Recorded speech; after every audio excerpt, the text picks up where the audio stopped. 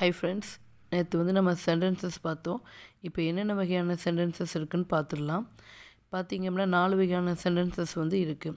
ஒன்று வந்து assertive sentences, interrogative, exclamatory, imperative. இதை பற்றி ஒவ்வொன்றும் நான் டீட்டெயிலாக பார்த்துடுவோம். ஃபஸ்ட்டு அசர்ட்டிவ் சென்டென்சஸ், அதாவது ஒரு சிம்பிள் ஸ்டேட்மெண்ட்டை குறிக்கிறது தான். அதாவது ஒரு கருத்தையோ இல்லைன்னா ஒரு உண்மையை சொல்கிறது தான் பார்த்திங்கன்னா இந்த அசர்ட்டிவ் சென்டென்சஸ். அதாவது செய்தி வாக்கியம், ஒரு செய்தியை நம்ம சொல்கிறோம் எப்படிங்கிறத ஒரு எக்ஸாம்பிள்ஸ் வந்து நம்ம பார்த்துடலாம். ஃபஸ்ட்டு எக்ஸாம்பிள்ஸ் பார்த்திங்க அப்படின்னா வந்து டுடே இஸ் வெரி ஹாட், இன்றைக்கி ரொம்ப வெயிலாக இருக்குது. வி ட்ராவல் டு சென்னை, நாங்கள் வந்து சென்னைக்கு ட்ராவல் பண்ணுறோம். இதுதான் வந்து பார்த்திங்க அப்படின்னா வந்து ஒரு உண்மையை சொல்கிறோம், ஒரு செய்தி சொல்கிறோம். இப்போ செகண்டு பார்த்திங்கன்னா இன்ட்ராகேட்டிவ் சென்டென்சஸ்.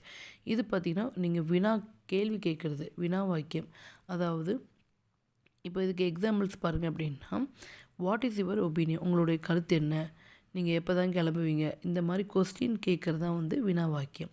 மூணாவது பார்த்திங்கன்னா இம்பரேட்டிவ். இது வந்து ஒரு அட்வைஸ், ரெக்வஸ்ட், சஜஷன் இந்த மாதிரி சொல்லலாம்.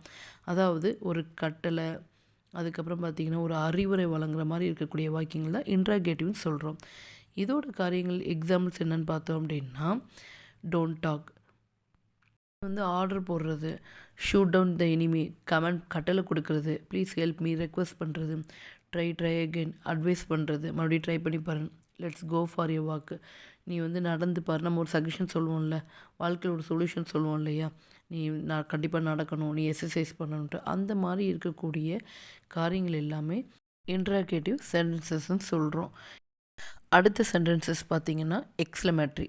இந்த எக்ஸ்க்ளமேட்டரி என்ன பொருள் போடும்னா, நம்மளுடைய உணர்ச்சிகள் வெளிப்படுத்துறது, அதை கோவமாக வெளிப்படுத்தியிருப்போம், இல்லை சந்தோஷமாக வெளிப்படுத்தியிருப்போம், இல்லைன்னா வந்து ரொம்ப துக்கமாக வெளிப்படுத்தியிருப்போம், இல்லை யாரையாரும் அவமதிச்சு ரொம்ப கோவமாக அப்படி பேசியிருப்போம்.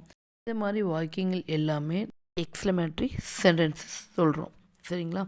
நம்ம சொல்கிறோம் இல்லையா, ஓ இது ரொம்ப அழகாக இருக்குது, வாவ் அப்படின்னு சொல்கிறோம்.